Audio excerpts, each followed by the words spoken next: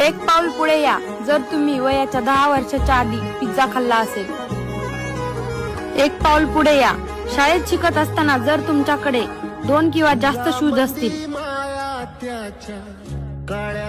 एक पाऊल पुढे या जर तुम्हाला प्रत्येक दिवाळीला नवीन ड्रेस मिळायचा. एक पाऊल पुढे या जर तुमच्याकडे वयाच्या 10 वर्षाच्या आधी सायकल होती.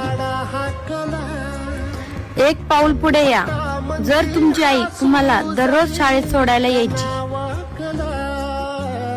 एक पाऊल पुढे या जर तुम्हाला तुमच्या घरच्या आर्थिक परिस्थितीमुळे वयाच्या 10 वर्षाच्या आधीच काम करावं लागलं. अवघड हाय गाड्या उमगाया पापर